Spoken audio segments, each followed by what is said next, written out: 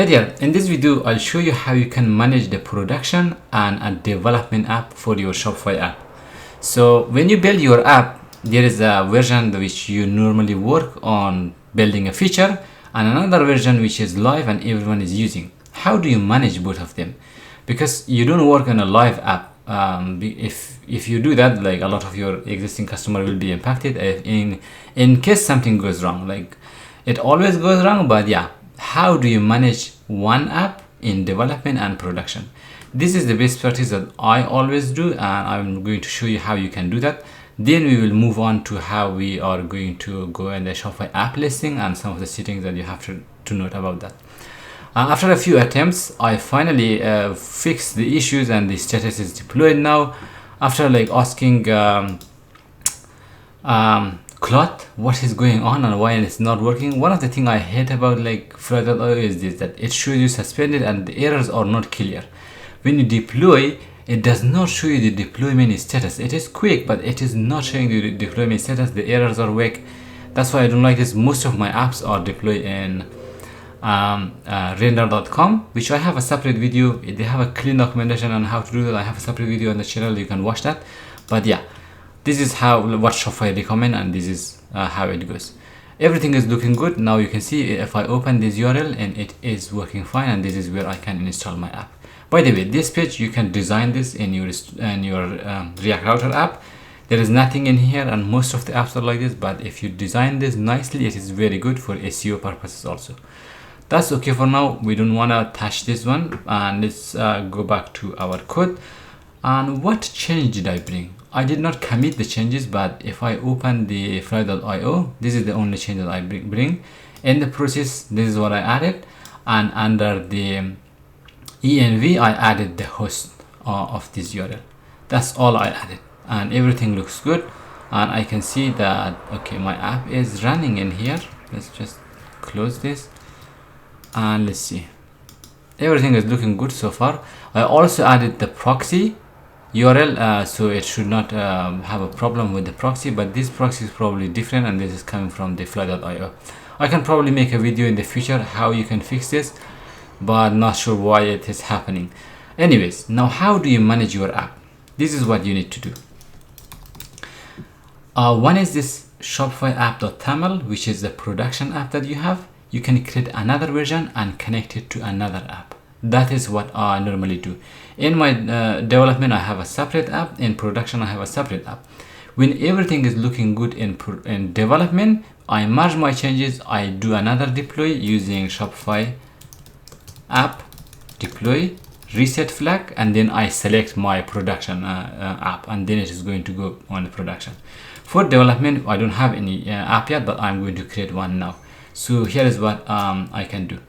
Shopify app deploy reset. This is what you need to run, or npm run reset. But on the demo, I'm going to come here, and you can create a new app in here or an existing one. I'm going to go with the new one, and this is going to be /dev. Okay, this one is more than 30 characters, so let's go with the production d or a dev. Oh, it's still more than that, so I will go with easy recommendation dev, something like this. So I know that this is the easy product dev, so easy product recommendation. It is going to create another configuration file for you. Remember, when it creates this YAML file, you will also check that it does not have most of the meta objects definitions. That is something that you have to note. Now it is going to say, okay, do you have extensions in here? Do you want to release those? Yes, let's release this extension. On the checkout, I need those extensions as well. If I open these two, like this is my production one, and this is the development, you can see the development one is clean and it does not have a lot of setting. Application URL, let's put that on example. That's okay. But in here, this is what you need to do. You should come and copy the scopes. Where is the scope? This is the scope that I need to copy, and you have to put that in your app as well. Okay, I think it did copy some of the scopes, but the only thing that it does not have is the meta objects in here. I have to copy this.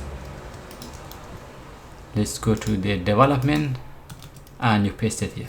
That's all you need to do, and you save the changes, and you will run the Shopify app, deploy again. You can call the reset, but I'm not going to reset. If you reset, it is going to reset these changes. I'm going to deploy these changes. When I deploy these changes, this is what you should see. Release a new version for the easy product div. It says, okay, a new configuration was added, meta objects. Do you want to deploy this? Yes, I'm going to deploy that. Once you do this, it is going to deploy these changes in my development app. And every time I open this app, I can just select a development installer and it will install that, and it should work as expected. Let's do that. I'm going to commit this app config updated for dev. Let's just push these changes, and when I run my app, I'll just say npm run dev reset, and in here it will ask me for my partner account. Next up, which app I want to use. I will use this easy production like dev. This is development, and that's it. Which store you want to test this? Let's go with the app feature space, and it should work as expected. Let's see what it updated. Like it added, okay, this is the changes that I have done. Okay, it will ask me for the password. This is the storefront password, and I think this should be automatic, but I don't know why this is recently asking. This is something that in the past few months they have added. Previously, Shopify CLI did not have this option to ask for the password, but let's see how it goes. Sometimes when you run this for the first time, it might fail when deploying the extension, but for the second time when you run this, it should work as expected. You can see it is creating the configuration, and it might take for a while for the first time because we haven't done this. This is a new app. All right, everything looks good. If the previews are also generating properly, yeah, I can open this. It opens successfully, and this is my new app. Now this is the app that I work on development on another store. You can see everything is clean, nothing was added here, but I have another app which is in production. After I bring my changes, everything looks cool. This is what I need to do for Shopify for deploying to production. Shopify app, deploy, reset. Oops, I missed the app. When everything is looking good, you will again select your partner. This time you will connect your existing app, and then you will push this to production. When you push it to production, everything goes live and you're happy. I'm not going to do that. We didn't bring any changes, but that is how you need to do this. That's it. I hope this video has been informative. Thank you for watching, and I will see you in the next video.